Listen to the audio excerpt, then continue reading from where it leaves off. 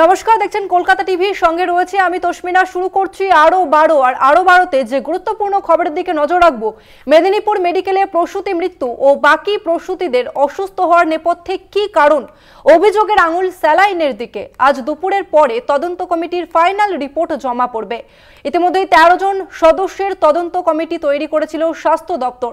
গত শনিবার মেদিনীপুর মেডিকেল কলেজে তদন্ত করতে যায় এই কমিটি এবং গতকাল এসএসকেএম এ তদন্ত কমিটির সঙ্গে স্বাস্থ্য সচিবের বৈঠক। ঠিক তার আগে সেই রিপোর্টে কি রয়েছে সেই তথ্য কলকাতা টিভির হাতে, একেবারে এক্সক্লুসিভ তথ্য এই মুহূর্তে কলকাতা টিভির হাতে। যে 13 জন সদস্য মিলে তদন্ত কমিটি গঠন করা হয়েছিল, সেই রিপোর্টে কি বলা হয়েছে সেই রিপোর্ট এই মুহূর্তে কলকাতা টিভির হাতে রয়েছে, একেবারে এক্সক্লুসিভ রিপোর্ট। এই মুহূর্তে আমাদের সঙ্গে ফোন লাইনে রয়েছে প্রতিনিধি নিমাই পান্ডা। নিমাইদা, ঠিক কি রয়েছে সেই রিপোর্টে, কি জানা যাচ্ছে? মেদিনীপুর মেডিকেল কলেজে 8 তারিখে রাতে যে 5 প্রসূতির সন্তান প্রসব হয়েছিল, 5 জনই অসুস্থ হয়ে পড়েন। তার মধ্যে মামনি রুইদাস নামে একজনের মৃত্যু ঘটে পরের দিন এবং 2 জন মেদিনীপুর মেডিকেল কলেজে রয়েছেন, কিন্তু আরেকজনকেও কলেজের ক্রিটিক্যাল কেয়ারে স্থানান্তরিত করা হয়েছে। 3 জনকে মোট গতকাল রাতে ক্রিটিক্যাল কেয়ারে স্থানান্তরিত করে দেওয়া হয় এসএসকেএম গ্রিন করিডোর করে। এবং এই ঘটনা ঘটার পর শোরগোল হয় রাজ্য জুড়ে, যে স্যালাইনের কারণে যে রিঙ্গার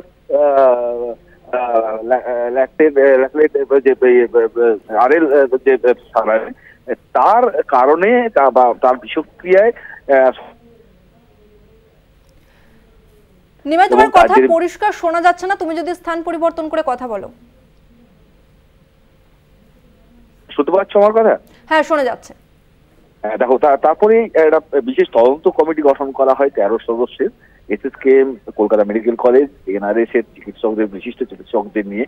এবং সেই তদন্ত কমিটি তারা 13 জন সদস্য, তারা গত শনিবারই মেদিনীপুর মেডিকেল কলেজে ভিজিট করে তদন্ত করার জন্য। এবং তারপর সেখান থেকে যে তদন্ত তারা জানতে পেরে, তদন্তে যা তাদের উঠে এসেছে তা নিয়ে গতকাল এসকে বৈঠক করে স্বাস্থ্য সচিবের সঙ্গে, এবং আজকে সেই রিপোর্ট জমা পড়বে। এই রিপোর্ট এখনো জমা পড়েনি, কিন্তু সেই রিপোর্টে কি রয়েছে তার এক্সক্লুসিভ তথ্য আমাদের কাছে পৌঁছেছে। এবং এই রিপোর্টে মূলত 2টি ভাগ রয়েছে। প্রথম ভাগ হচ্ছে হিউম্যান এরার, বা যে যারা কাজে ছিলেন সেদিনকে রাতে তাদের কর্তব্য গাফিলতির কথা। আর দ্বিতীয় হচ্ছে যে কেমিক্যাল রিয়াকশন, সেটা নিয়ে, কারণ যে সমস্ত ওষুধ ব্যবহার করা হয়েছে তাতে কোনো ত্রুটি ছিল কিনা। কিন্তু প্রথমে যেটা যে হিউম্যান এরারের কথা বলা হয়েছে, সেখানে তদন্ত কমিটির যে রিপোর্টে থাকছে তা স্পষ্টত বলা হয়েছে যে রোস্টার মেনে ওই 8 তারিখ রাতে ডিউটিতে ছিলেন না বেশ কিছু চিকিৎসক। তার মধ্যে সিনিয়র ডাক্তাররা ছিলেন না, জুনিয়র ডাক্তাররা ছিলেন, তার মধ্যে 2 জন বিশ্রাম নিচ্ছিলেন। এবং এই যে আরএল স্যালাইন, এটা কিন্তু এর আগেও ব্যবহার হয়েছে, কিন্তু কখনো অভিযোগ আসেনি। শুধু লেবার রুম নয়, এর বাইরেও বিভিন্ন সার্জারি ডিপার্টমেন্টে এটা ব্যবহার করা হয়। কিন্তু পার্টিকুলারলি এই 8 তারিখ রাতে যে 5 প্রসূতি সন্তান প্রসব করলেন লেবার রুমে, তাদের কেন শারীরিক অবস্থার অবনতি হলো এবং যাদেরকে মৃত্যুর ঘটনা ঘটেছে, একজনের, 2 জনকে ভেন্টিলেশনে দিতে হয়েছে, একজন ক্রিটিক্যাল কেয়ারে দিতে হয়েছে, একজন কিছুটা সুস্থ হচ্ছেন। কিন্তু সেই দিনের এই ঘটনায় শুধু কি এই স্যালাইন দায়ী, নাকি এর পেছনে আরো অনেক কিছু কারণ থাকতে পারে, তার তদন্তও এই কমিটি করে। এবং তাতে যা উঠে এসছে যে হিউম্যান এরার যেমন রয়েছে, তার পাশাপাশি যে রোস্টার অনুযায়ী কাজ না করা, রোস্টার ওভারল্যাপ করা, এবং সেদিনকে লেবার রুমে কারা ঢুকেছে, কারা কখন বেরিয়েছে, তার পুরো যে ক্লোজ সার্কিট ক্যামেরার ফুটেজ, সেটাও এই কমিটি, তদন্ত কমিটি সংগ্রহ করেছে। এবং তার পাশাপাশি যে কথা বলা হচ্ছে, সেখানে কিন্তু এই আরএল যখন ভ্যাকসিন দেওয়া, স্যালাইন যখন দেওয়া হয়, তখন কিন্তু শুধুমাত্র স্যালাইনটিই দেওয়া হয় না, এই স্যালাইনের সঙ্গে ইন্ট্রাভেনাস কিছু ওষুধ, যা লেবার রুমে ঢোকানোর আগে প্রস্তুতিকে দেওয়া হয়, যাতে লেবার রুমে সন্তান প্রসব করতে সুবিধা হয়। এবং সেক্ষেত্রে দেওয়া হয় এই স্যালাইনের যে বোতল, তাতেই ইনজেক্ট করা হয়, যা ইন্ট্রাভেনাস হয়ে শরীরে প্রবেশ করে। সেটা হচ্ছে অক্সিটোসিন হরমোন, যাতে ইউটেরাস শিথিল হয়, সন্তান প্রসব করার ক্ষেত্রে সুবিধা হয়। দুই হচ্ছে অজ্ঞান করার জন্য কিছু ওষুধ দেওয়া হয়, বমি যাতে না হয়, বমি বমি ভাব না তৈরি হয় তার জন্য কিছু ওষুধ দেওয়া হয়, এবং তার সঙ্গে অ্যান্টিবায়োটিক দেওয়া হয়। ফলে শুধুমাত্র স্যালাইন প্রবেশ করেছে একসঙ্গে, তার সঙ্গে কিন্তু অনেকগুলো ওষুধও একই সঙ্গে প্রবেশ করেছে। কিন্তু নিমাইদা, এখানে তোমার কাছে জানতে চাই, বোর্ডিঙ্গাস ল্যাকটেট স্যালাইন, যে স্যালাইন দেয়া হয়েছিল, যে স্যালাইন ইতিমধ্যে নিষিদ্ধ করা হয়েছে, তারপরেও সেই স্যালাইনটা কেন দেয়া হলো, এই বিষয়টা নিয়ে কি বলছে হাসপাতালের সুপার? দেখো, এই যে যখন স্যালাইনের যে নিষেধাজ্ঞা জারি করা হয় তার আগে যে স্যালাইনগুলি কেনা হয়েছিল, যেগুলো স্টকে রয়েছে সেগুলোই ব্যবহার করা হচ্ছিল। যদিও এই ঘটনার পর স্বাস্থ্য দপ্তর নির্দেশ দিয়েছে আর ব্যবহার করা যাবে না, তারপর থেকে ব্যবহার বন্ধ হয়েছে। কিন্তু যে কথা হচ্ছে যে 8 তারিখ যদি এই রাতের ঘটনা বাদ দেওয়া যায়, তাহলে 7 তারিখ ও 8 তারিখ দিনের বেলাও লেবার রুমে গেছেন তাদের অনেকেই এই RL যে স্যালাইন তা দেওয়া হয়েছে, তাদের ক্ষেত্রে কোনো অসুবিধা হয়নি, অভিযোগ আসেনি। কিন্তু কেন 8 তারিখ রাতে, পার্টিকুলারলি 8 তারিখ রাতে যে 5 জনের প্রসূতি সন্তান প্রসব করলেন তাদের ক্ষেত্রে কেন সমস্যা তৈরি হলো, এই প্রশ্নটা তদন্ত করতে প্রথম ওঠে এবং সেই অনুযায়ী তদন্ত এগোতে শুরু করে। যদিও কেমিক্যাল রিয়াকশন হয়েছে কিনা তার রিপোর্ট আসতে আরো 10-12 দিন সময় লাগবে। সেখানে স্যালাইন দায়ী কি দায়ী নয়, অন্য ওষুধ দায়ী কি দায়ী নয়, সেটা পরিষ্কার হবে। কিন্তু হিউম্যান এরার একটা, এটা কিন্তু একেবারে প্রমাণিত। তার ফলে এখানে আজকে যে এই রিপোর্ট, যা তথ্য আমরা তোমাকে তুলে ধরছি, সেই রিপোর্ট এক্সক্লুসিভলি তা কিন্তু জমা পড়ার পর দেখার বিষয় স্বাস্থ্য দপ্তর তারা এই যাদের কাজে গাফিলতি ধরা পড়েছে এই তদন্তে, তাদের ক্ষেত্রে কি কি ব্যবস্থা নেয়। ধন্যবাদ তোমাকে নিমাইদা। আমরা কথা বললাম প্রতিনিধি নিমাই পান্ডার সঙ্গে। আর একবার জানিয়ে রাখবো, মেদিনীপুর মেডিকেলে প্রসূতি মৃত্যু ও বাকি প্রসূতিদের অসুস্থ হওয়ার নেপথ্যে ঠিক কি কারণ, অভিযোগের আঙুল উঠছে স্যালাইনের দিকে। আজ দুপুরের পরে তদন্ত কমিটির ফাইনাল রিপোর্ট জমা পড়বে। 13 জন সদস্যের তদন্ত কমিটি তৈরি করেছিল স্বাস্থ্য দপ্তর। গত শনিবার মেদিনীপুর মেডিকেল কলেজে তদন্ত করতে যায় এই কমিটি। গতকাল SSKM তদন্ত কমিটির সঙ্গে স্বাস্থ্য সচিবের বৈঠক হয় এবং তার আগে সেই রিপোর্টে কি রয়েছে সেই তথ্য কলকাতা টিভির হাতে, এবং ইতিমধ্যেই সেই তথ্য আপনাদের সামনে তুলে ধরলেন আমাদের প্রতিনিধি নিমাই পান্ডা।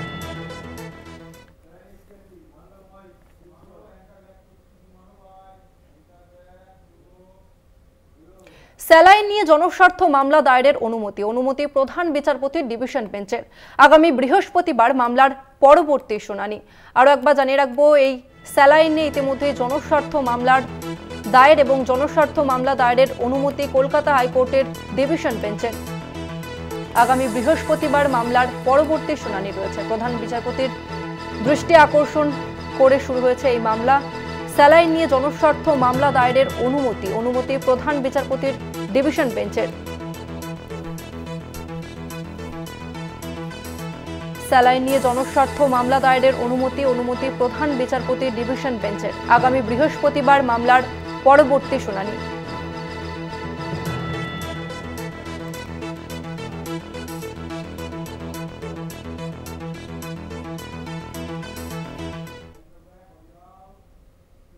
এরপর যে গুরুত্বপূর্ণ খবরের দিকে নজর রাখবো, হাথরাসের ধর্ষিতার পরিবারকে পুনর্বাসন। উত্তরপ্রদেশকে আরও সময় এলাহাবাদ হাইকোর্টে। আরও 6 মাস সময় দিল উত্তরপ্রদেশ সরকারকে। 8ই জানুয়ারির মধ্যে সিদ্ধান্ত নিতে বলা হয়েছে। 2020 সেপ্টেম্বরে ওই তরুণী ধর্ষিতা হন, পরে তার মৃত্যু হয়। হাথরাসের ধর্ষিতার পরিবারকে পুনর্বাসন, উত্তরপ্রদেশকে আরও সময় এলাহাবাদ হাইকোর্টের। আরও 6 মাস সময় দিল উত্তরপ্রদেশ সরকারকে। 8ই জানুয়ারির মধ্যে সিদ্ধান্ত নিতে বলা হয়েছে।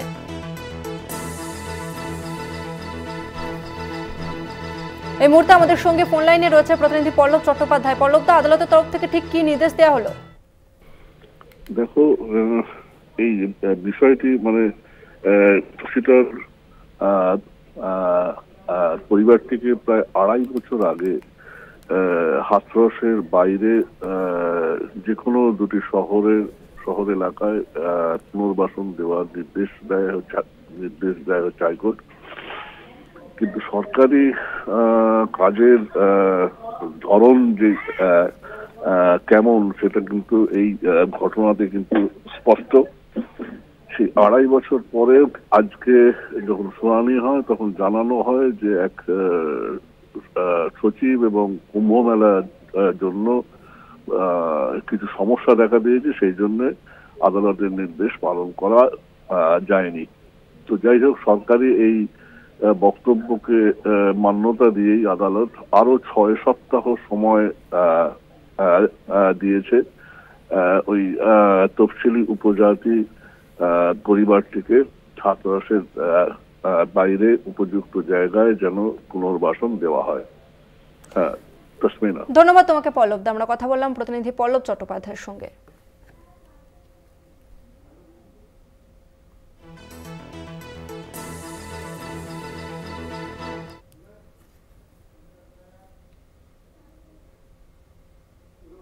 প্রয়াত ফসিলস ব্র্যান্ডের প্রাক্তন সদস্য চন্দ্রমৌলি বিশ্বাস কলকাতার বাড়ি থেকে উদ্ধার ঝুলন্ত দেহ। উদ্ধার হয়েছে সুইসাইড নোটও। মানসিক অবসাদ থেকেই আত্মহত্যা, এমনটাই প্রাথমিক তদন্তে অনুমান। এই মুহূর্তে আমাদের সঙ্গে ফোন লাইনে রয়েছে প্রতিনিধি রিয়া মাজিরিয়া। ঠিক কি জানা যাচ্ছে? চন্দ্রমৌলি বিশ্বাসের যে গতকালকে ঝুলন্ত দেহ পাওয়া গিয়েছে, সেই ঘটনায় কিন্তু ইতিমধ্যেই তালতলা থানা তারা একটি অস্বাভাবিক মৃত্যু মামলা রুজু করে তদন্ত শুরু করেছে। এবং যেমনটা জানা যাচ্ছে পুলিশ সূত্রে, যে তারা তদন্ত শুরু করেছে, কিন্তু তারা প্রাথমিকভাবে যখন তারা সেখানে পৌঁছায়, সেখান থেকে কিন্তু একটি সুইসাইড নোট উদ্ধার হয়েছে এবং সেখানে লেখা ছিল যে তার মৃত্যুর জন্য কেউ দায়ী নয়। এবং বেশ কয়েকদিন ধরে কিন্তু তিনি ডিপ্রেশনে ছিলেন এবং ডিপ্রেশনের জন্য হাই ডোজের ওষুধ খাচ্ছিলেন বলে এমনটাও কিন্তু পুলিশ সূত্রে জানা গিয়েছে। তবে পুলিশের যেটা প্রাথমিক অনুমান, এই ডিপ্রেশনের কারণেই তিনি সুইসাইড করে থাকতে পারে বলে এমনটাই প্রাথমিক অনুমান। যদিও কজ অফ ডেথ সেটা কিন্তু পিএম না হলে পুরো বিষয়টা স্পষ্ট হবে না। এবং আজকেই তার পিএম এর জন্য বডি পাঠানো হয়েছে এবং পিএম হলে ঠিক কি কারণে মৃত্যু, অর্থাৎ পুলিশি ভাষায় যেটা বলে কজ অফ ডেথ, সেটা স্পষ্ট হবে। ধন্যবাদ তোমাকে রিয়া।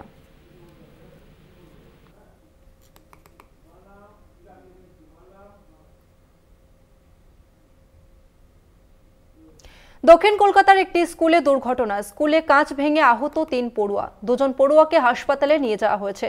স্কুল কর্তৃপক্ষকে ঘিরে বিক্ষোভ দেখাচ্ছেন অভিভাবকরা। দক্ষিণ কলকাতার একটি স্কুলে দুর্ঘটনায় স্কুলের কাঁচ ভেঙে বিপত্তি এবং এই ঘটনায় আহত হয়েছেন 3 জন পড়ুয়া। ইতিমধ্যে 2 জন পড়ুয়াকে হাসপাতালে নিয়ে যাওয়া হয়েছে এবং এই ঘটনায় স্কুল কর্তৃপক্ষকে ঘিরে বিক্ষোভ দেখান অভিভাবকরা। দক্ষিণ কলকাতার একটি স্কুলে দুর্ঘটনা। স্কুলে কাঁচ ভেঙে আহত হয়েছেন 3 জন পড়ুয়া এবং ইতিমধ্যে 2 জন পড়ুয়াকে হাসপাতালে নিয়ে যাওয়া হয়েছে। যে 2 জন পড়ুয়া গুরুতর আহত, তাদের ইতিমধ্যেই হাসপাতালে নিয়ে যাওয়া হয়েছে। স্কুল কর্তৃপক্ষকে ঘিরে বিক্ষোভ দেখাচ্ছেন অভিভাবকরা।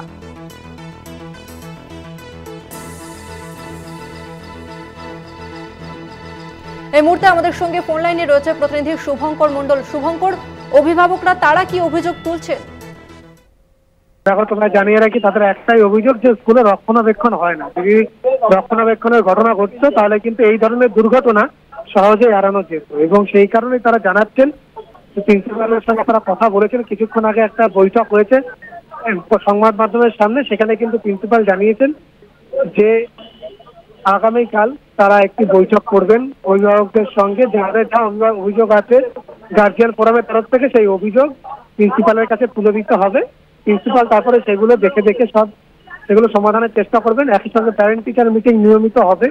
শুধু তাই নয়, অভিভাবকরা আজকে জানিয়েছিলেন যে তারা এরকম নিরাপত্তাহীনতায় ভুগছে যে তাদের স্টুডেন্টদের বা তাদের ছেলে মেয়েদের স্কুলে পাঠাতে চাইছেন না এবং সেই কারণে প্রিন্সিপাল জানিয়েছেন না, ভয়ের কোনো কারণ নেই, একটি দুর্ঘটনা ঘটেছে নিটক। এবং যে অ্যাম্বুলেন্স নবনন্দা স্কুলের যে নিজস্ব অ্যাম্বুলেন্স আছে, তার অ্যাম্বুলেন্স চালক আর ছিলেন না। সেই অ্যাম্বুলেন্স চালককে কিন্তু আজ প্রকাশ করা হয়েছে স্কুলের তরফ থেকে যে কেন তিনি তার দায়িত্ব পালন করলেন না, কেন তিনি ছিলেন না। অ্যাম্বুলেন্স ছিল অথচ তার স্টুডেন্টগুলোকে নিয়ে যাওয়া গেল না যারা আহত হয়েছিলেন। স্বাভাবিকভাবেই তাকে প্রকাশ করা হয়েছে এবং আগামীকাল একটি বৈঠক ডাকা হয়েছে এবং প্রিন্সিপাল নিজে জানিয়েছেন যে স্টুডেন্টরা, তারা গার্জিয়ান যারা রয়েছেন, অভিভাবকরা রয়েছেন, তারা ভয় পাচ্ছেন, তারা পাঠাতে চাইছেন না। আর তারা বৈঠকে বলেছেন, তিনি নিজে আশ্বস্ত করেছেন যে কোনো স্টুডেন্টের কোনো দুর্ঘটনা আর ভবিষ্যতে ঘটবে না কোনো স্টুডেন্টের সঙ্গে। এই দায়িত্ব তিনি নিচ্ছেন, নৈতিক দায়িত্ব তিনি নিচ্ছেন এবং তিনি বলেছেন যে প্রয়োজনে আগামীকাল একটি বৈঠক হবে অভিভাবকদের সঙ্গে। সেই বৈঠকে কিন্তু তারা স্বাভাবিকভাবেই যাবতীয় যে খামি রয়েছে বা যে বলা যেতে পারে ফাঁক ফোকরগুলি রয়েছে, সেগুলো নিয়ে তারা কিন্তু আলোচনা করবেন, তারা কথা বলবেন এবং অভিভাবকদের যে অভিযোগগুলি রয়েছে সেই অভিযোগগুলো কিন্তু তাদের লিখিত আকারে প্রিন্সিপালের কাছে তুলে দিতে বলা হয়েছে। এই মুহূর্তে বেশ কয়েকজন পড়ুয়া বিভিন্ন ক্লাসে তারা বেরিয়ে আসছেন, নবম শ্রেণীর পড়ুয়া রয়েছেন, অষ্টম শ্রেণীর পড়ুয়া রয়েছেন, তারা বেরিয়ে আসছেন এবং সেইখানে দাঁড়িয়ে স্বাভাবিকভাবেই কিন্তু ছুটি হয়েছে। আফটারনুনে আবার ক্লাস রয়েছে, একাদশ দ্বাদশে তারা ভেতরে ঢুকবেন। ফলত কোনো জায়গায় দাঁড়িয়ে কিন্তু স্বাভাবিকভাবেই এই ধরনের ঘটনা অভিভাবকদের মনে যেরকম আতঙ্ক তৈরি করেছে, পড়ুয়াদের মনে বা ছাত্রছাত্রীদের মনেও কিন্তু কম বেশি আতঙ্ক তৈরি করেছে। যে জায়গায় ওই দুর্ঘটনাটি ঘটেছে সেটিকে ঘিরে রাখা হয়েছে পুলিশের তরফ থেকে।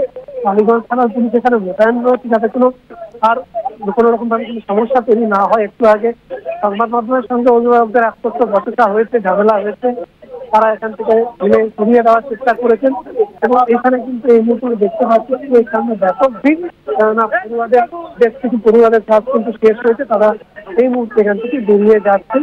এবং জানিয়ে রাখি যে স্কুল কিন্তু চাইছেন যে আগামীকাল বৈঠক হোক এবং যারা রয়েছেন পড়ুয়ার অভিভাবকেরা তারাও চাইছেন যে আগামীকাল বৈঠকের মধ্যে দিয়ে বিভিন্ন সিদ্ধান্ত গ্রহণ করার যেগুলো পড়ুয়াদের নিরাপত্তা সুনিশ্চিত করবে, তাদের যাতে এইভাবে সমস্যায় না পরে দুর্ঘটনাগ্রস্ত না হয় সেটি যাতে একেবারে প্রোটোকল অনুযায়ী তৈরি হয় তারা চাইছে। ধন্যবাদ তোমাকে শুভঙ্কর। আমরা কথা বললাম প্রতিনিধি শুভঙ্কর মণ্ডলের সঙ্গে। দক্ষিণ কলকাতার একটি স্কুলে কাঁচ ভেঙে দুর্ঘটনা এবং এই ঘটনায় আহত হয়েছেন ৩ জন, গুরুতর আহত হয়েছেন 2 জন। ইতিমধ্যেই তাদেরকে হাসপাতালে নিয়ে যাওয়া হয়েছে। অন্যদিকে অভিভাবকরা রক্ষণাবেক্ষণের অভিযোগ তুলে বিক্ষোভ দেখাচ্ছেন। তবে স্কুল কর্তৃপক্ষের তরফ থেকে আগামীকালই একটি বৈঠক ডাকা হয়েছে এবং ইতিমধ্যে ঘটনাস্থলে উপস্থিত রয়েছে টালিগঞ্জ থানার পুলিশ। তারা পরিস্থিতি স্বাভাবিক করার চেষ্টা করছে। দক্ষিণ কলকাতার স্কুলে দুর্ঘটনা, স্কুলে কাঁচ ভেঙে আহত 3 জন পড়ুয়া, 2 জন পড়ুয়াকে ইতিমধ্যেই হাসপাতালে নিয়ে যাওয়া হয়েছে। স্কুল কর্তৃপক্ষকে ঘিরে অভিভাবকরা তারা বিক্ষোভ দেখাচ্ছেন, রক্ষণাবেক্ষণের অভিযোগ তুলে বিক্ষোভ দেখাচ্ছেন অভিভাবকরা। তবে ইতিমধ্যেই স্কুল কর্তৃপক্ষের তরফে আগামীকালই একটি বৈঠক ডাকা হয়েছে।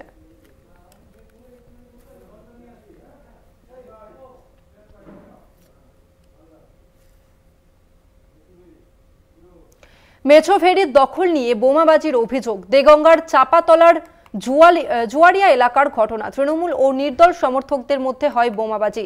ঘটনা ইতিমধ্যেই থানায় অভিযোগ দায়ের হয়েছে। আরো একবার জানিয়ে রাখবো, মেছো ভেরির দখল নিয়ে বোমাবাজির অভিযোগ উঠছে। দেগঙ্গার চাপাতলার জুয়ারিয়া এলাকার ঘটনা। তৃণমূল ও নির্দল সমর্থকদের মধ্যে বোমাবাজি। ঘটনায় থানায় ইতিমধ্যেই অভিযোগ দায়ের করা হয়েছে।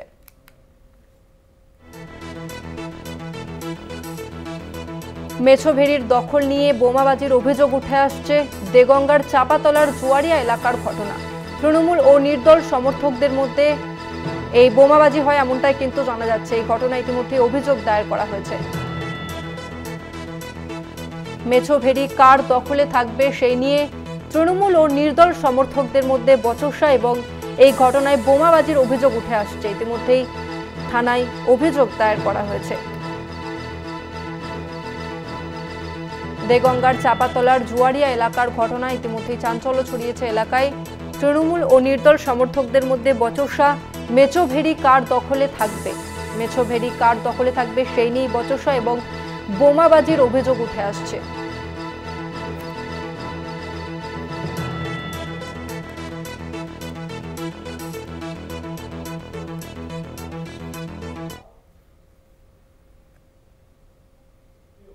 অর্জুন সিং এর বিরুদ্ধে পুলিশের শতপ্রণোদিত মামলায় পূর্ব নির্দেশ বহাল। ভাটপাড়া থানায় পুলিশকে হেনস্থার ঘটনায় পূর্ব নির্দেশ বহাল রাখলেন বিচারপতি জয় সেনগুপ্ত।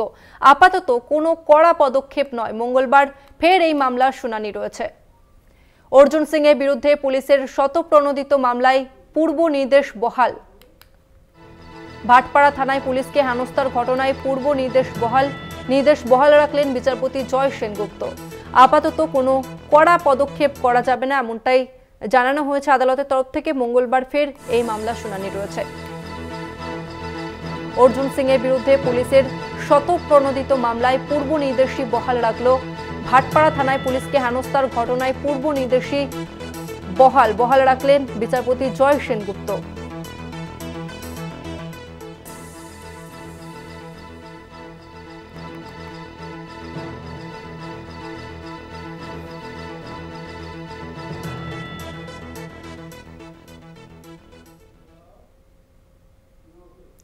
জাল মেডিকেল সার্টিফিকেট দিয়ে হাইকোর্টে হলফনামার অভিযোগ শ্রুতির এক আইনের ছাত্রের বিরুদ্ধে।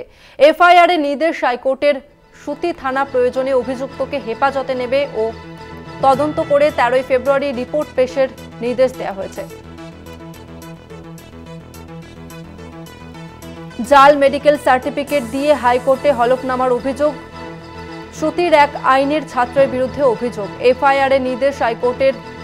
শ্রুতি থানা প্রয়োজনে অভিযুক্তকে হেফাজতে নেবে এমনটাই কিন্তু জানানো হয়েছে।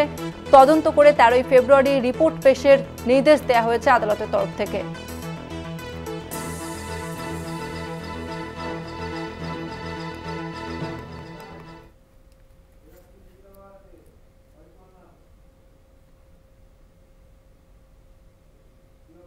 সোনারপুর থেকে গ্রেপ্তার 5 বাংলাদেশি। সোনারপুর থানার পুলিশ গোপন সূত্রে খবর পেয়ে রবিবার রাতে গ্রেপ্তার করে। বৈকুণ্ঠপুর এলাকায় ভাড়া বাড়ি নিয়ে থাকতেন 5 জন বাংলাদেশি। ধৃতদের আজ বারুইপুর আদালতে পেশ করা হবে। সোনারপুর থেকে 5 জন বাংলাদেশিকে গ্রেপ্তার করল পুলিশ। গোপন সূত্রে খবর পেয়ে সোনারপুর থানার পুলিশ গ্রেপ্তার করে। রবিবার রাতে গ্রেপ্তার করা হয় বৈকুণ্ঠপুর এলাকা থেকে এবং বৈকুণ্ঠপুর এলাকায় ভাড়া বাড়ি নিয়ে থাকতেন 5 জন বাংলাদেশি। ধৃতদের আজকেই বারুইপুর আদালতে পেশ করা হবে। গোপন সূত্রে খবর পেয়ে 5 জন বাংলাদেশিকে গ্রেপ্তার করল সোনারপুর থানার পুলিশ।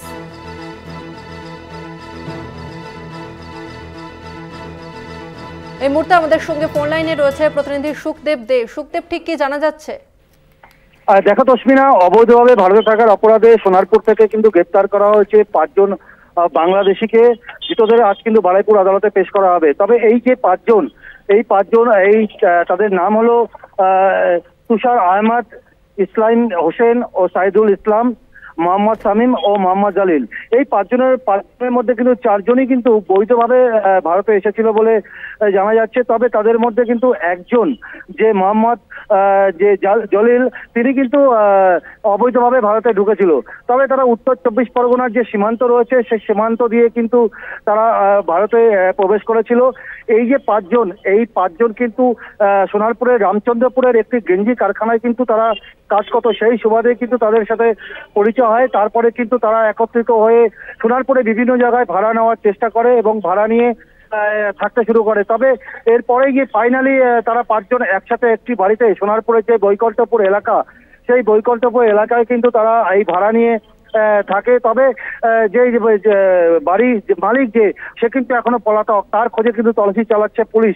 তবে তসমিনা, তোমাকে আমি বলে রাখি, এই যে বাংলাদেশি 5 জন, তাদের কাছ থেকে কিন্তু বাংলাদেশি সিম উদ্ধার হয়েছে। তাদের মধ্যে একজনের নামে কিন্তু বাংলাদেশের থানায় মামলাও রয়েছে বলে এমনটাই পুলিশ সূত্রে জানা যাচ্ছে। তবে তাদের এই যে 5 জন বাংলাদেশি রয়েছে, তাদের কিন্তু দফায় দফায় জিজ্ঞাসা করছে সোনারপুর থানার পুলিশ। সোনারপুর থানার পুলিশ জিজ্ঞাসাবাদ করছে যে তাদের কোনো বৈধ কাগজপত্র আছে কিনা, তাদের কতদিন আগে তারা এসেছিল, কিভাবে পুঙ্খানুপুঙ্খানুভাবে কিন্তু তারা তদন্ত চালিয়ে যাচ্ছে। তসমিনা, ধন্যবাদ তোমাকে সুখদেব। আমরা কথা বললাম প্রতিনিধি সুখদেব দের সঙ্গে।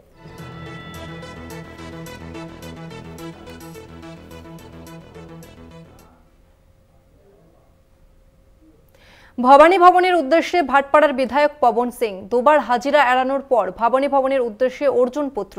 ভাটপাড়া পুরসভার টেন্ডার দুর্নীতি মামলায় তলব করা হয়েছে অর্জুন পুত্রকে এবং ইতিমধ্যেই হাজিরা দিতে তিনি ভবানী ভবনের উদ্দেশ্যে রওনা দিয়েছেন। দুবার হাজিরা এড়ানোর পর ভবানী ভবনের উদ্দেশ্যে অর্জুন পুত্র। ভাটপাড়া পুরসভার টেন্ডার দুর্নীতি মামলায় তলব করা হয়েছে অর্জুন পুত্রকে। এর আগে দুবার তিনি হাজিরা এড়িয়েছেন আর এবার ভবানী ভবনের উদ্দেশ্যে ভাটপাড়ার বিধায়ক পবন সিং।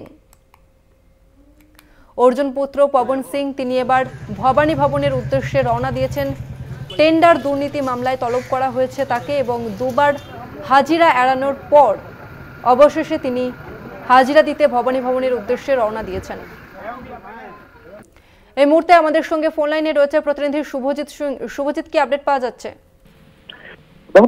গত দুবার যখন ভবানী ভবনের তরফ থেকে ভাটপাড়া কেন্দ্রের বিধায়ক পবন সিংকে নোটিশ দেওয়া হয় যে পুরো ভাটপাড়া পুরসভার একটি টেন্ডার দুর্নীতি মামলা, তাকে বারবার করে ডাকা হয়, কিন্তু গত দুবারই কোনো না কোনো কারণ দেখিয়ে তিনি কিন্তু ভবানী ভবনের যারা গোয়েন্দা আধিকারিক রয়েছেন তাদের সাথে কিন্তু তিনি দেখা করেননি। তিনি দুবারই জানিয়েছিলেন, প্রথমবারে তার ব্যাংশাল কোর্টে এই নামে একটি তদন্তের জন্য তাকে সাক্ষী দেওয়ার জন্য ডাকা হয়েছিল, এবং দ্বিতীয়বারে যখন তিনি জানি তখন বিধানসভায় একটি স্ট্যান্ডিং কমিটি বৈঠক ছিল, সেই কারণে কিন্তু তিনি দেখা করতে পারেননি। অবশেষে আজকে তিনি ভবানী ভবনের উদ্দেশ্যে কিছুক্ষণ আগেই রওনা দিয়েছেন এবং মুখোমুখি হবেন কিছুক্ষণ পরে গোয়েন্দা আধিকারিকদের সঙ্গে। তিনি জানিয়েছেন যে রাজ্যের শাসক দল তৃণমূল কংগ্রেস এই চক্রান্ত করছে তাকে ফাঁসানোর জন্য। কারণ যে আর্থিকের কথা বলছে, টাকার কথা বলা হচ্ছে, তো 4 কোটি টাকার যে দুর্নীতির কথা বলা হচ্ছে তার সম্পূর্ণ প্রমাণ রয়েছে পবন সিং এর কাছে। তিনি উপযুক্ত প্রমাণ নিয়ে গোয়েন্দা দপ্তরে যাবেন এবং তাদের সঙ্গে কথা বলবেন। কারণ যেভাবে যে টাকাগুলি অ্যাকাউন্টে এসছে এবং সেখান থেকে যেভাবে কাজ করার জন্য তাকে বলা হয়েছে সেভাবে তিনি কাজ করেছেন। তারপরেও কিন্তু ভাটপাড়া পুরসভার তরফে একটি মামলা করা হচ্ছে, তাকে হেনস্থা করা হচ্ছে বলেও তিনি অভিযোগ করেছেন। আর কিছুক্ষণেই হয়তো তিনি যে গোয়েন্দা আধিকারিক রয়েছে তার সঙ্গে মুখোমুখি হবেন এবং সম্পূর্ণ বিষয় তিনি আলোচনা করবেন। যদিও পবন সিং এর আরো দাবি যে তৃণমূল কংগ্রেসের যে স্থানীয় নেতৃত্ব তার বিরুদ্ধে চক্রান্ত করছে, তাকে কালিমালিপ্ত করার চেষ্টা করা হচ্ছে। এর আগেও তোমাকে বলে রাখি, তার পিতা অর্থাৎ ভাটপাড়ার যিনি প্রাক্তন বিধায়ক বর্তমানে প্রাক্তন সাংসদ কিন্তু একাধিকবার ভবানী ভবনে ডাক করানো হয়েছিল এই একই মামলায়, এবং করেছে পবন সিং ডাকা হয়েছে, কথা বলবেন গোয়েন্দা আধিকারিকরা। এখন সময় বলবে যে কতক্ষণ পরে তিনি গোয়েন্দা দপ্তর ফেলেছেন নাকি আইনি ঘেরাটোপে তাকে গ্রেফতার করা হবে। ধন্যবাদ তোমাকে শুভজিৎ। আমরা কথা বললাম প্রতিনিধি শুভজিৎ সিং এর সঙ্গে।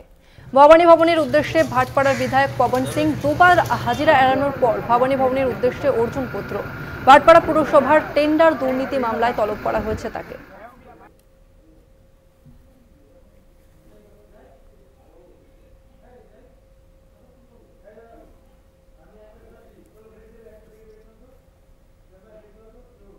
আরো ভারতের সময় একটা ছোট্ট বিরতির, ফিরছি আরো অন্যান্য খবর নিয়ে, সঙ্গে থাকুন। স্বামীকে শিক্ষা দিতে স্ত্রীর 498 ক ধারায় অভিযোগ আনা নিষ্ঠুরতা। এর ফলে বৈবাহিক সম্পর্ক নষ্ট হয়, মূল্যবোধ ক্ষতিগ্রস্ত হয়, এমনটাই রায় বম্বে হাইকোর্টের। এক বিবাহ বিচ্ছেদের মামলায় রায় বম্বে হাইকোর্টের।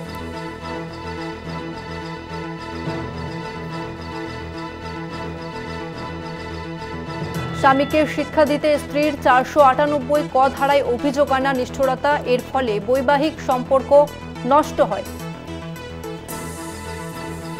এই মুহূর্তে আমাদের সঙ্গে ফোন লাইনে রয়েছে প্রতিনিধি পল্লব চট্টোপাধ্যায়। পল্লবদা, বম্বে হাইকোর্টের তরফ থেকে এই মামলায় কি বলা হলো?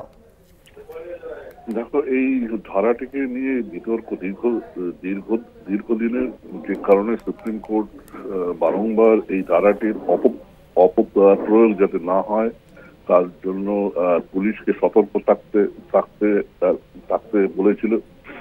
কিন্তু এক্ষেত্রে দেখা যাচ্ছে যে স্ত্রী অদ্ভুতভাবে শুধু স্বামীর আচরণ বদলানোর জন্য স্বামী এবং তার পরিবারের বিরুদ্ধে এই ধারাতে অভিযোগ আনেন।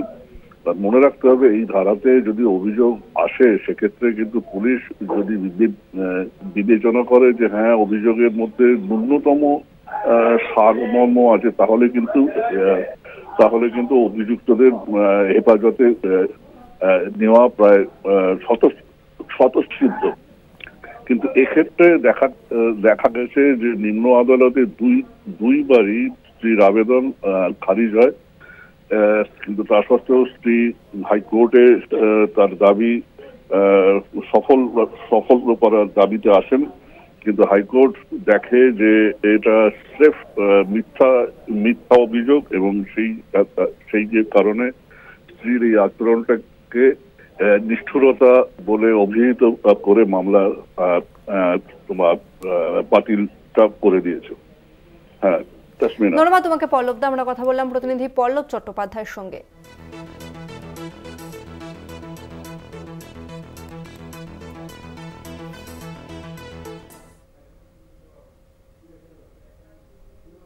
পক্সো মামলায় অভিযুক্ত বিকাশ মিশ্রের জামিন মঞ্জুর কলকাতা হাইকোর্টের ডিভিশন বেঞ্চের। কয়লা কাণ্ডে অভিযুক্ত বিকাশ মিশ্র তার পক্সো মামলায় জামিন মঞ্জুর কলকাতা হাইকোর্টের ডিভিশন বেঞ্চে। কয়লা পাচার কাণ্ডে অভিযুক্ত বিকাশ মিশ্র পক্সো মামলায় অভিযুক্ত বিকাশ মিশ্রের জামিন মঞ্জুর কলকাতা হাইকোর্টের ডিভিশন বেঞ্চের। অন্যদিকে কয়লা পাচার কাণ্ডেও অভিযুক্ত বিকাশ মিশ্র কয়লাকাণ্ডের পাশাপাশি এবার পক্সো মামলায় জামিন মঞ্জুর বিকাশ মিশ্রের। অভিযুক্ত বিকাশ মিশ্রের জামিন মঞ্জুর পক্সো মামলায় জামিন মঞ্জুর কলকাতা হাইকোর্টের ডিভিশন বেঞ্চের। অন্যদিকে কয়লা পাচার মামলাতেও অভিযুক্ত বিকাশ মিশ্র।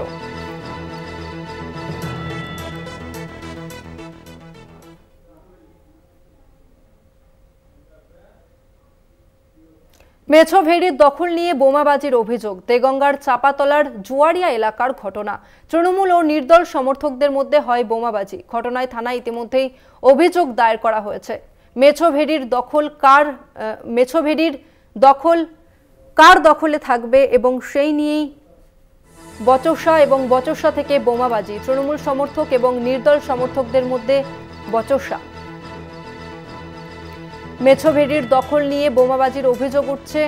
দেগঙ্গার চাপাতলার জুয়ারিয়া এলাকার ঘটনায় রীতিমতো চাঞ্চল্য। তৃণমূল ও নির্দল সমর্থকদের মধ্যে বোমাবাজি হয় এমনটাই কিন্তু জানা যাচ্ছে। ইতিমধ্যে এই ঘটনায় অভিযোগ দায়ের করা হয়েছে।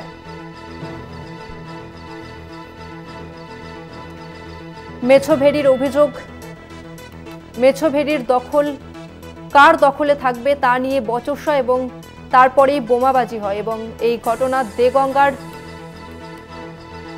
তৃণমূল সমর্থক ও নির্দল প্রার্থীদের মধ্যে বচসা এবং বচসায় বোমাবাজি। ইতিমধ্যে এই ঘটনায় অভিযোগ দায়ের হয়েছে।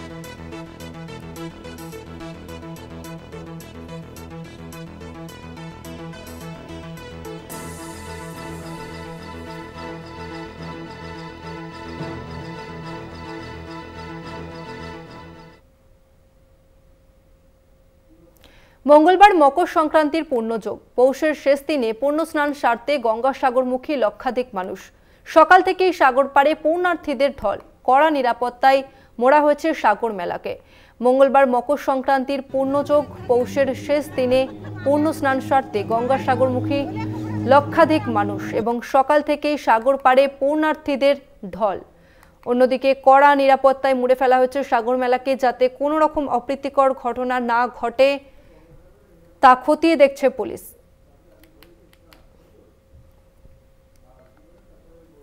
ইতিমধ্যেই লক্ষ লক্ষ পুণ্যার্থী তারা গঙ্গাসাগরমুখী হয়েছেন। মঙ্গলবার মকর সংক্রান্তির পুণ্যযোগ এবং পৌষের শেষ দিনে পুণ্য স্নান সারতে গঙ্গাসাগরমুখী হয়েছেন লক্ষ লক্ষ মানুষ।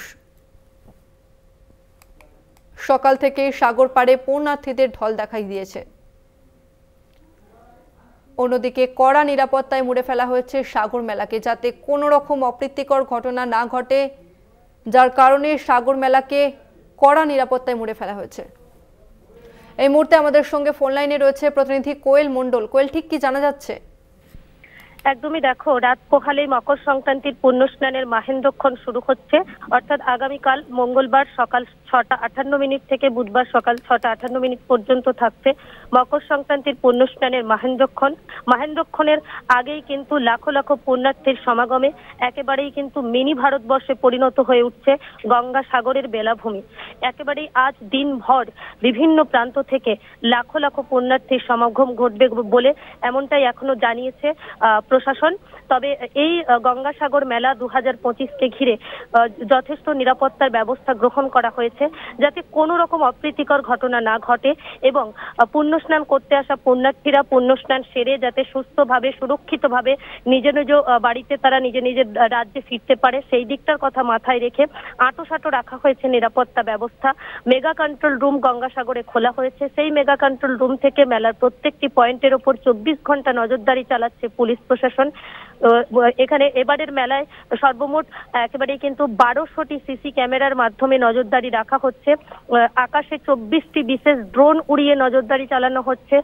এনডিআরএফ টিম থেকে শুরু করে সিভিল ডিফেন্স এবং প্রশিক্ষিত কুইক রেসপন্স টিম, মহিলাদের সুরক্ষার কথা মাথায় রেখে রাখা হয়েছে গঙ্গাসাগর মেলার প্রাঙ্গণ থেকে শুরু করে বিভিন্ন পয়েন্টে, বিশেষ করে প্রত্যেকটি বাফার জোনে উইনার্স বাহিনী। এবং এখন শুধুমাত্র সময়ের অপেক্ষা, রাত পোহালেই মকর সংক্রান্তির পুণ্যস্নান, সেই দিকে প্রত্যেকে তাকিয়ে রয়েছে। তবে মকর সংক্রান্তির আগেই গঙ্গাসাগরে রবিবার বিকেল পর্যন্ত 42 লক্ষ পুণ্যার্থীর সমাগম হয়েছে। এবং ধীরে ধীরে আবারও তোমাকে জানিয়ে রাখবো, একেবারে মকর সংক্রান্তির পুণ্যস্নানের মাহেন্দ্রক্ষণ যতটা এগিয়ে আসছে ততই কিন্তু ধীরে ধীরে পুণ্যার্থীদের ভিড়ে ঘিরে জমজমাট হয়ে উঠেছে সাগর তট থেকে শুরু করে কপিলমুনি আশ্রম চত্বর। বলাই যায় যে মিনি ভারতবর্ষে পরিণত হয়ে উঠেছে একেবারে এই বিচ্ছিন্ন দ্বীপ গঙ্গাসাগর বেলাভূমি। এখন শুধুমাত্র সময়ের অপেক্ষা, আর এই গঙ্গাসাগর মেলাকে ঘিরে একেবারে আঁটোসাঁটো রাখা হয়েছে নিরাপত্তা ব্যবস্থা। কোয়েল, গঙ্গাসাগরে গিয়ে অসুস্থ হয়ে পড়েছেন একজন পুণ্যার্থী, এই বিষয়টাই কি জানা যাচ্ছে?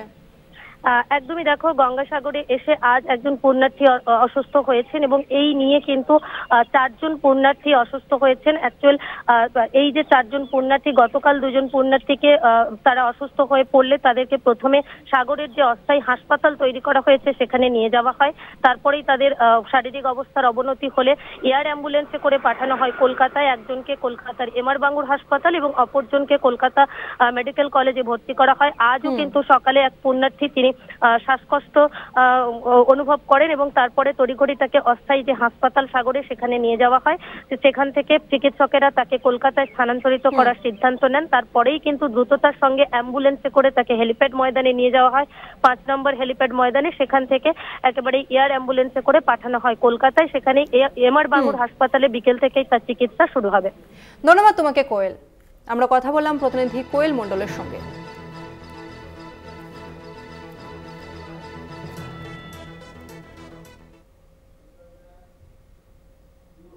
দক্ষিণ কলকাতার একটি স্কুলে দুর্ঘটনা। স্কুলে কাঁচ ভেঙে আহত হয়েছেন 3 জন পড়ুয়া। 2 জন পড়ুয়াকে হাসপাতালে নিয়ে যাওয়া হয়েছে।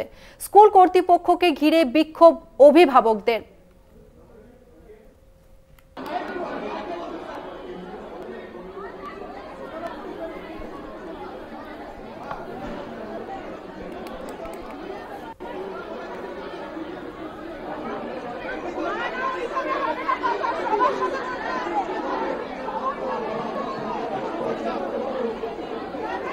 এই মুহূর্তে আপনারা দেখছেন যে স্কুল কর্তৃপক্ষকে ঘিরে রেখেছে অভিভাবকরা। তারা বচসা দেখাচ্ছেন, বিক্ষোভ দেখাচ্ছেন স্কুল কর্তৃপক্ষের কাছে, রক্ষণাবেক্ষণের অভিযোগ তুলছেন। তারা প্রশ্ন করছেন কর্তৃপক্ষকে কে এই ঘটনা কেন ঘটলো, কে দায় নেবে এই ঘটনার জন্য। এবং একই সঙ্গে ঘটনাস্থলে উপস্থিত রয়েছেন টালিগঞ্জ থানার পুলিশ। এই মুহূর্তে আপনারা যে ছবি দেখছেন, অভিভাবকরা তারা স্কুল কর্তৃপক্ষকে ঘিরে ধরে বিক্ষোভ দেখাচ্ছেন।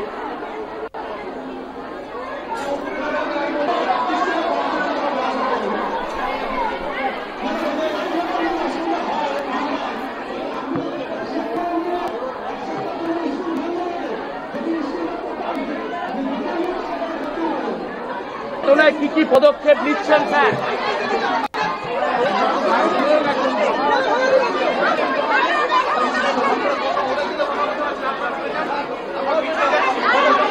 কি পদক্ষেপ নিচ্ছেন স্যার? আমি ধরে নিচ্ছি, এরপরে উপরে গিয়ে উপরে আসুন, আমি সবার সঙ্গে দেখে কথা বলে আপনারা।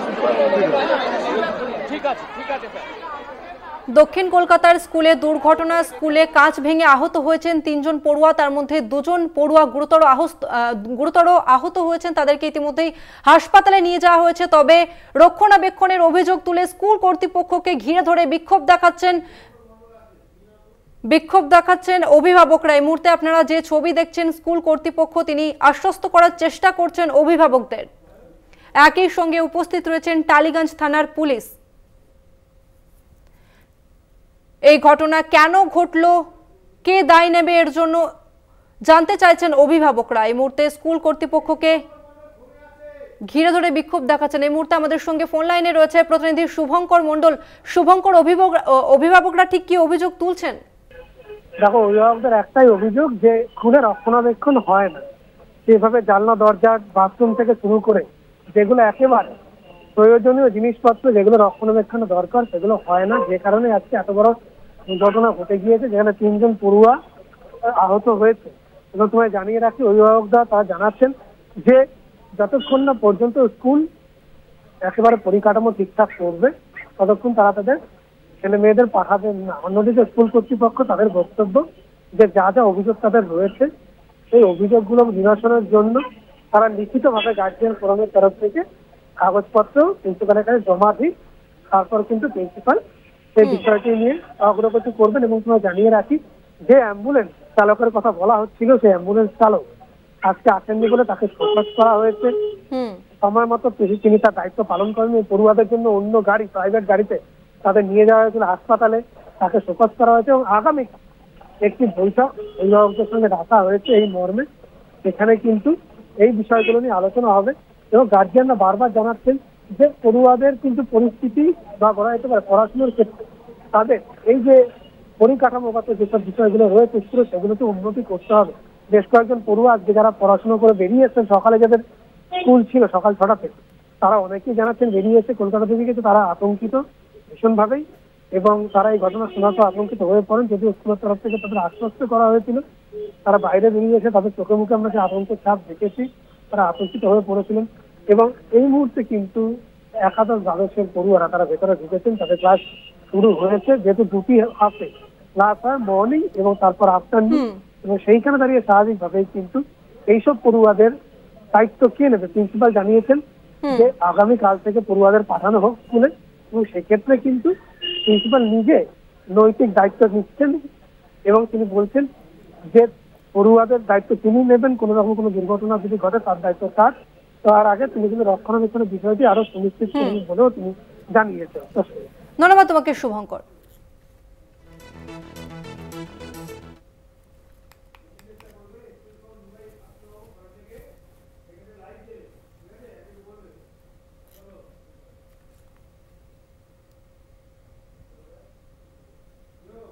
মেদিনীপুর মেডিকেলে প্রসূতি মৃত্যু ও বাকি প্রসূতিদের অসুস্থ হওয়ার নেপথ্যে কি কারণ?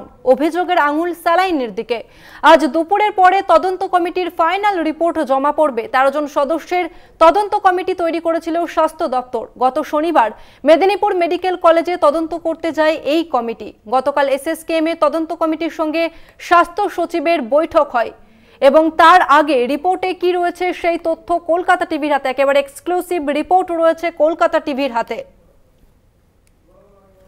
মেদিনীপুর মেডিকেল হাসপাতালে প্রসূতির মৃত্যুকে কেন্দ্র করে উত্তেজনা ছাড়াই অভিযোগ ওঠে স্যালাইনের দিকে। এই মুহূর্তে সল্টলেক স্বাস্থ্য ভবন থেকে সরাসরি রয়েছে আমাদের প্রতিনিধি নিমাই পান্ডা। নিমাইদা, এখনো পর্যন্ত কি আপডেট পাওয়া যাচ্ছে? দেখো দশমিনা, যে রিপোর্ট আজকে জমা পড়ার কথা রয়েছে তা এখনো জমা পড়েনি, কারণ এই যে কমিটি যারা সদস্য তারা সবাই এসে এখনো পৌঁছননি। তবে একে একে আসতে শুরু করেছেন, কিন্তু যে রিপোর্ট আজকে জমা পড়বে তাতে যে তথ্যগুলি রয়েছে তা আমাদের কাছে এক্সক্লুসিভ রয়েছে। প্রথমত হচ্ছে এই রিপোর্টটিতে দুটি বিষয়কে গুরুত্ব দেওয়া হয়েছে, এক হিউম্যান এরার ফ্যাক্টর আর কেমিক্যাল এরার বা কেমিক্যাল রিয়াকশন ফ্যাক্টর। প্রথম হচ্ছে হিউম্যান এরার ফ্যাক্টর, সেখানে কাজে গাফিলতি, কর্তব্যে গাফিলতি, ত্রুটির কথা বলা হয়েছে এবং এটা কিন্তু তদন্ত কমিটি যখন মেদিনীপুর মেডিকেল কলেজ ও হাসপাতালে যায় তখন তারা যে ঘটনার যে পুঙ্খানুপুঙ্খ বিবরণ চায় তাতেই ধরা পড়ে যে হিউম্যান এরার রয়েছে। তার কারণ ওই দিন রাতে, পার্টিকুলারলি 8ই জানুয়ারি রাতে 5 প্রসূতি যাদের সন্তান জন্ম হয়েছিল সিজার করে, সেই 5 প্রসূতিরই কেন শরীর খারাপ হলো, শরীরের শারীরিক অবস্থার অবনতি হলো। একদিন পরে একজনের মামনি রুইদাস বলে একজনের মৃত্যুর ঘটনা ঘটলো, 2 জনকে ভেন্টিলেশনে চলে যেতে হয়েছে, একজন ক্রিটিক্যাল কেয়ারে রয়েছেন, একজন সুস্থ হওয়ার দিকে। এই 3 জনকে এসএসকেএম হাসপাতালে, যারা 2 জন ভেন্টিলেটারে এবং ক্রিটিক্যাল কেয়ারে একজন ছিলেন, তাদেরকে গতকালই গ্রিন করিডোর করে এসএসকেএম হাসপাতালে নিয়ে আসা হয়েছে। কিন্তু এর জন্য কি এই আরএল বা যে রিঙ্গার্স ল্যাকটেট স্যালাইন এটাই কি দায়ী? যদিও যে যারা তদন্ত করছেন তাদের রিপোর্টে রয়েছে যে সব দিনই এই রিঙ্গাস ল্যাকটেট বা আরএল স্যালাইন ব্যবহার করা হয় এবং প্রসূতি বিভাগে যেমন লেবারের ক্ষেত্রে ব্যবহার করা হয় তেমনই সার্জারি ডিপার্টমেন্ট অন্যান্য জায়গায় ব্যবহার করা হয়। তাতে কোনো পার্শ্ব প্রতিক্রিয়া বা অসুস্থ হওয়ার কোনো অভিযোগ আসেনি বা এ ধরনের ঘটনা ঘটেনি। কিন্তু 8 তারিখ রাতেই কেন 5 জন প্রসূতি, যে 5 জনের সিজার হয়েছিল তারাই অসুস্থ হলেন? তাহলে কি এই রিঙ্গাস ল্যাকটেট স্যালাইন নাকি অন্য কিছু এর পেছনে রয়েছে? একে কি ঢাল করে কেউ তাদের কর্তব্যে গাফিলতি, ত্রুটি তাকে ঢাকতে চাইছেন? কারণ স্যালাইনের ধুয়ো তুলে তারা নিজেদের যে দায়িত্ব পালনে তারা ব্যর্থ হয়েছেন সেটাকে হয়তো ধামাচাপা দেওয়ার চেষ্টা করেছেন বলেও অভিযোগ ওঠে। যদিও স্যালাইন নিয়ে তোলপাড় শুরু হয়েছে সারা রাজ্য জুড়ে। এই মুহূর্তে এই বিশেষ কোম্পানি যারা এই রিঙ্গাস ল্যাকটেট স্যালাইন সরবরাহ করতো তাদের কাছ থেকে নেওয়া হচ্ছে না, অন্য কোম্পানি থেকে নেওয়া হচ্ছে। কিন্তু কেন, কারণ যখন রিগার্স ল্যাকটেড যে স্যালাইন দেওয়া হয় প্রস্তুতিকে, তার সঙ্গে কিন্তু আরও বেশ কিছু ওষুধ পুশ করা হয় ওই স্যালাইনের সঙ্গে, যার মধ্যে রয়েছে যে বমি যাতে না হয় বা রিফ্লাক্স যাতে না হয় তার জন্য মেডিসিন দেওয়া হয়, অজ্ঞান করার ওষুধ দেওয়া হয়, অক্সিটোসিন হরমোন দেওয়া হয় যাতে ইউটেরাস শিথিল হয় প্রসবের ক্ষেত্রে, এবং তার সঙ্গে বিভিন্ন অ্যান্টিবায়োটিক দেওয়া হয়। এগুলো কমন দেওয়া হয়। ফলে কিন্তু শুধু স্যালাইনে তো যায়নি শরীরে, তার সঙ্গে এই ওষুধগুলো গেছে। সেই ওষুধগুলোও স্যাম্পেল নেওয়া হয়েছে, যা টেস্ট করার জন্য পাঠানো হয়েছে। তার টেস্টের রিপোর্ট আসতে 10-12 দিন সময় লাগবে। ফলে কি ওষুধের পার্শ্ব প্রতিক্রিয়া, স্যালাইনের পার্শ্ব প্রতিক্রিয়া, সেটা জানার জন্য অপেক্ষা করতে হবে। স্যালাইন বা ওষুধগুলি দায়ী নাকি আদৌ দায়ী নয়, কিন্তু হিউম্যান এরার এটা কিন্তু একেবারেই তদন্তে স্পষ্ট উঠে এসেছে এবং সব ধরা পড়েছে। রিপোর্টে তার উল্লেখ রয়েছে, যে রিপোর্ট আজকে জমা পড়বে, যার সূত্রে আমরা জানতে পারছি। ধন্যবাদ তোমাকে নিমাই দা। আমরা কথা বললাম প্রতিনিধি নিমাই পান্ডার সঙ্গে। আরো একবার জানিয়ে রাখবো, মেদিনীপুর মেডিকেলে প্রসূতি মৃত্যু ও বাকি প্রসূতিদের অসুস্থ হওয়ার নেপথ্যে ঠিক কি কারণ, অভিযোগের আঙুল যদিও উঠছে স্যালাইনের দিকে। আজ দুপুরের পরে তদন্ত কমিটির ফাইনাল রিপোর্ট জমা পড়বে। 13 জন সদস্যের তদন্ত কমিটি তৈরি করেছিল স্বাস্থ্য দপ্তর, এবং তারা মেদিনীপুর মেডিকেলে যায়, সমস্ত দিক খতিয়ে দেখে এবং সেই রিপোর্ট আজকে তারা জমা দেবে। গত শনিবার মেদিনীপুর মেডিকেল কলেজে তদন্ত করতে যায় এই কমিটি।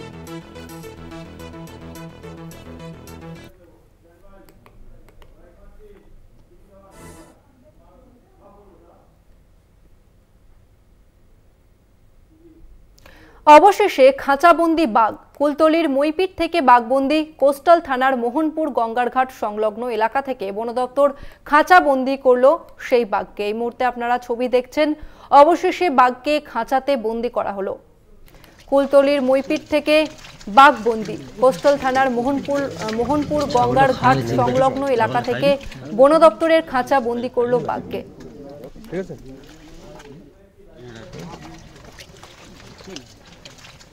অবশেষে খাঁচা বন্দি করা হলো বাঘকে। কুলতলির মইপিট থেকে বাঘকে বন্দি কোস্টাল থানার মোহনপুর গঙ্গারঘাট সংলগ্ন এলাকা থেকে বন দপ্তরের খাঁচা বন্দি করলো বাঘকে।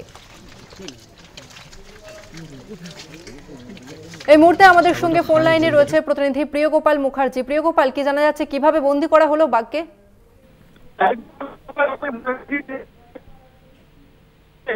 দক্ষিণ বৈকুণ্ঠপুর গঙ্গার ঘাট আছে, সেখানে কিন্তু গতকাল বাঘের পায়ের ছাপ দেখতে পায় এলাকার মানুষজন, এবং গতকাল কিন্তু তারা বন দপ্তরের কর্মীদের খবর দেওয়া হয় এবং বন দপ্তরের কর্মীরা আসে এবং সেখানে এসে কিন্তু ফেন্সিং দিয়ে ঘিরে ধরে। ইতিমধ্যেই কিন্তু তারা কিন্তু গতকাল রাতে কিন্তু খাঁচা পাতে এবং খাঁচায় যে টোপ দেওয়া হয়েছে সেটি টোপে কিন্তু ধরা পড়ে সেই বাঘ। ইতিমধ্যেই কিন্তু সেই বাঘকে এখন চিকিৎসা চালানো হচ্ছে এবং সেই বাঘটি একটি পূর্ণবয়স্ক বাঘ বলে, ছেলে বাঘ বলে জানা গেছে। ইতিমধ্যেই কিন্তু তাকে আজ গভীর রাতে জঙ্গলে পাঠানো হবে, এমনটাই বন দপ্তর সূত্রে খবর। ধন্যবাদ তোমাকে প্রিয়গোপাল। অবশেষে বাঘকে বন্দি করা হলো এবং জানে ইতিমধ্যে স্বস্তি নিঃশ্বাস ফেলেছেন স্থানীয় বাসিন্দারা। কুলতলির মইপিট থেকে বাঘকে বন্দি করা হলো কোস্টাল থানার মোহনপুর গঙ্গারঘাট সংলগ্ন এলাকা থেকে। বন দপ্তরের পাতা খাতে অবশেষে ধরা দিল বাঘ।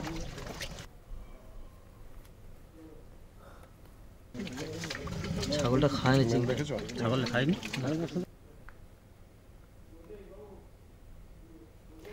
আরো আজকের মতো এই পর্যন্তই। দেখতে থাকুন কলকাতা টিভি রাত দিন 7 দিন।